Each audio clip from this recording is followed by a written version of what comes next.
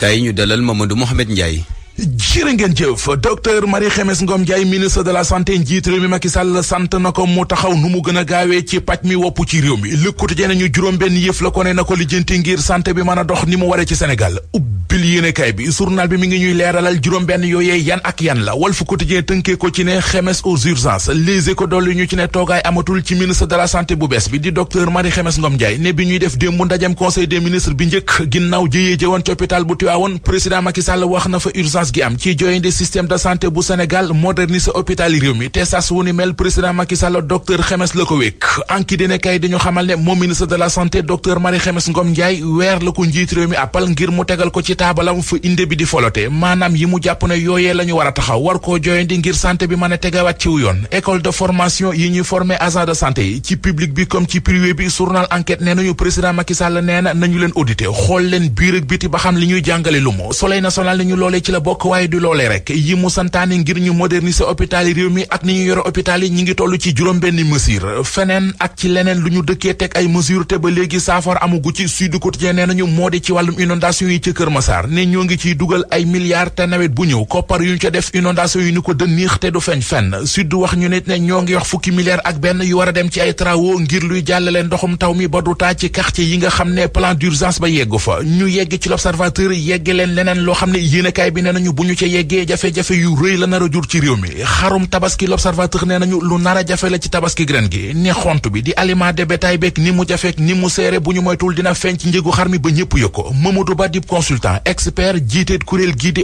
interprofessionnel avicole du Sénégal mi ngi koy dëggal ci biir l'Observateur coalition Yewwi Askan Wi ndaje mu rëy mi ñu bëggoon a amal suba ci àjjuma ji ca place de la nation di place Obélisque du am Vox Populi nañu préfet bu Ndakaaru moo fa jaar moo leen bind ab leetar démb xamal leen ne seen manifestation bi ngeen bëgg ma autoriser ko munta nekk ndax date bi ngeen jàpp ak heure bi ngeen jàpp ak barab ba ngeen jàpp dafa am ñu leen ci jiitu Fédération démocratique des écologistes du Sénégal jiitu nañ leen ci ba demander autorisation journal bi nañu waay Yewwi Askan Wi ñoom it def nañu communiqué wax ne dégg nañu le préfet bi wax danañu ko vérifier ndax waxam joojee lu am lam déet Vox nañu jàppaan nañu beneenub date mu di le 8 ngir beneenub rassemblement ca place de la nation ñoom waay Yewwi Askan Wi ak seen yeneen natango yi ci opposition bi Tribune mi ngi ñuy xamal ne seen recours ca conseil constitutionnel bu ñu ci wekkee yaakaar dóor nañu seen loxo ci ëkk ndax juróom-ñaari sage yi ci war a wax bu ñu sagee du loolu firndéri Tribune nañu jaruta sore ndax ñoom ci seen jëmi bopp di juróom-ñaari sage ca conseil constitutionnel ñoo validé système parrainage yi ci élection yi te cour de justice bu CEDEAO lu leer la leen ci waxoon ne woon na leen bu leen ci dugg ñu dugg ci réew mi quotidien xooli yu yéeme yi xew ci réew mi seen nas ndaw su toll ci juróom fukki at ak juróom-ñaar maanaam 57 ans yéenekaay bi nee nañu moo faatu bëccëgu ndara kàmm ci diggi mbeddi Kaolack yi ci naka journal bi mi ngi ñu koy leeralal ba dañuy wax it ni fii ci Ndakaaru am na benn sàcc bu ñu fi jàpp dóor ko ba mu faatu Les Échos nañu jëf jooje ma nga xewee ca ginnaaw ray sud waa ji di baabu dafa àndoon ak i gaayam ñu dugg ci génn géttu xar sàcc fa am kuy rey ko ci biir gétt gi fees ko bañ ca noppee ci la ñu jàppaate meneenum xar bëggoon koo rey fees ko ngir yóbbu gaañi bett leen ñu daw am ku ñu ca jàpp yeew ko fitnaal ko dóor ko ba mu dee loolu kaala waaye li ci libération it kaala ca compagnie gendarmerie bu Fatick journal bi nee nañu ak lakk la ñu fa sooke ngir mën faa amal ak càcc yëral xët mu njëkku yéenekaay bi ku ñu naan Mayib Mbow di ab MDL chef nee nañu moo ko def Linguère la ñu ko affecté woon mu bàyyi ba guddi mu ñëw ci biir gendarmerie bu Fatick bi sàcc fa xaalis taal secrétariat ba effacé ay trasam ba noppi daw réer ci réew mi